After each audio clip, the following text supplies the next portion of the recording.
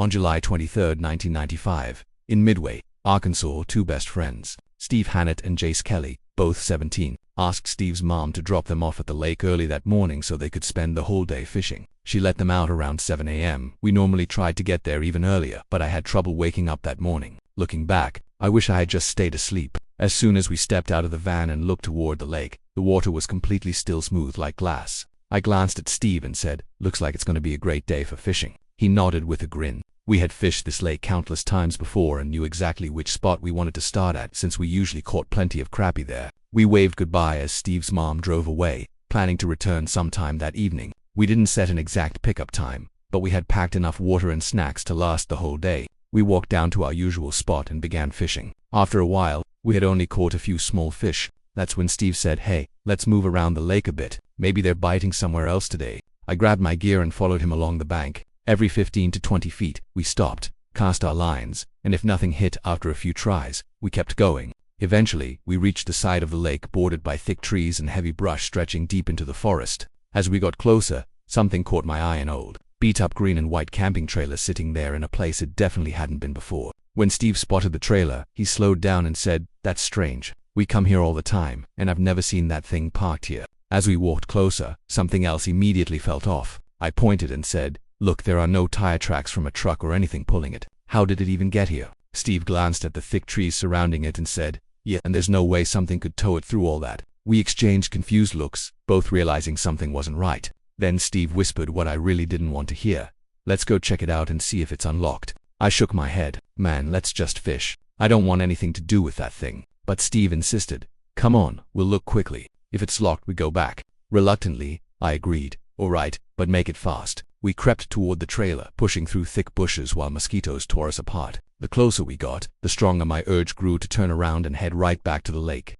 When we were only a few yards away, Steve turned to me and said, "I'm gonna check the door." I stayed still while he stepped toward it. Just before he touched the handle, we heard a sudden thump inside, like someone, or something, had jumped down and was rushing toward the door. We both jerked back in fear and sprinted the opposite direction. I heard the trailer door slam open and the sound of footsteps fast, heavy charging after us. Steve veered left and yelled something, but I couldn't hear what he said. I just kept running as branches whipped my face and my eyes started to burn. The brush grew thicker, pushing me farther away from the lake and deeper into the woods. I kept running blindly through the thick trees until my lungs were burning. Finally, I ducked behind a large tree to catch my breath. The moment I stopped, something slammed into the back of my head hard. I hit the ground, and everything went dark. When I came to, I was lying in total darkness. A dry, dusty smell filled the tiny space I was trapped in. My hands and feet were tightly bound, and the area around me was so cramped I could barely move. Heat pressed against my skin, and sweat ran down my face. I yelled out, but the walls muffled my voice so badly I knew no one would hear me.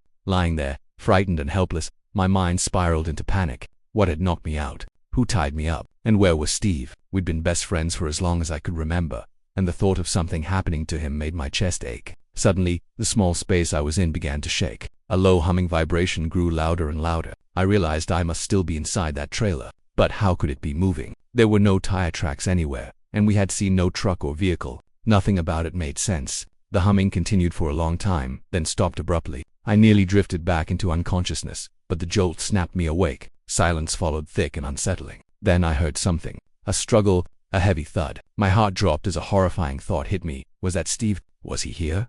Tied up like me? Or was that sound him falling? I fought desperately against the bindings, trying to free my hands or feet, but the tiny space made it impossible to tell if I was making any progress. The next thing I remember was being yanked upward by my hair and dragged out of the cramped space. My body scraped across the floor until whoever was holding me suddenly stopped. I stayed face down, hands tied behind me, too terrified to move. As my eyes adjusted to the dim light, I finally dared to look up, and what I saw ripped a scream straight out of my chest. Hanging on the wall of the trailer was Steve. His body was upside down on a cross, and his head was missing. His severed head sat on the floor just beneath him. The expression frozen on his face was pure agony, something no one should ever have to see. I squeezed my eyes shut, praying it was a nightmare. But when I opened them again, Steve's body was still there. Only now, someone else was standing between us.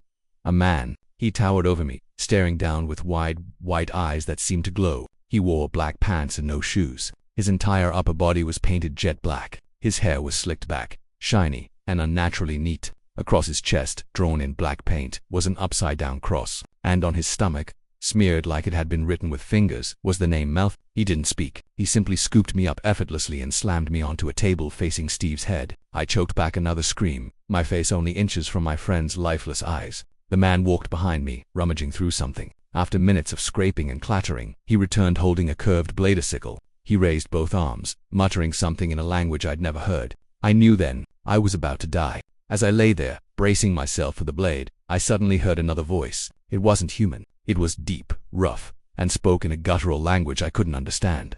My eyes shot open, and behind the painted man stood the most terrifying creature I have ever seen. It looked half man, half beast, covered in thick black hair, towering on two legs. Its eyes glowed a burning red, and its face, I still can't describe it. It was something my mind refuses to fully remember. The creature stared at me like it was looking straight into my soul. The painted man nodded slowly, as if listening to it speak. Then, without warning, the creature shifted its body, twisting in a way no bones should move before transforming into a massive black bird. With a rush of wind, it vanished.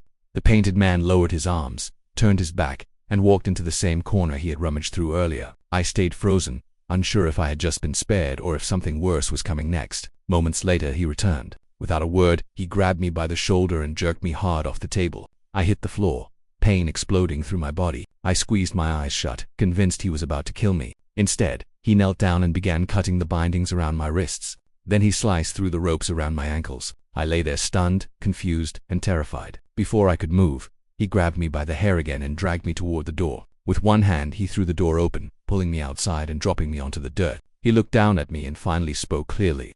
"You are not what the master seeks. Who are you? Why are you doing this?" I shouted, my voice cracking. He stared straight into my eyes, and his expression sent chills down my spine. "I am the hand of the Dark God. I am the Dark Messiah. I am the Vengeful One," he said calmly, as if it were the most ordinary thing in the world. Then he turned around, walked back into the trailer, and slammed the door behind him. I didn't waste a second. My legs were numb and shaky, but I forced myself up and stumbled away as fast as I could. Every few steps I looked back, terrified he'd come running after me. But the last time I turned, my heart nearly stopped. The trailer was gone, completely gone. The clearing was empty, like it had never existed. On top of that, nothing around me looked familiar. I wasn't in the woods anymore. I was standing in an endless dry landscape that looked like a desert. I had never even been to a desert before, only seen pictures, but that's exactly what it felt like. I walked for what felt like hours through the heat, not knowing where I was or what direction I should go. Eventually, I reached a highway. Exhausted and overwhelmed, I laid down right in the middle of the road, hoping someone would find me.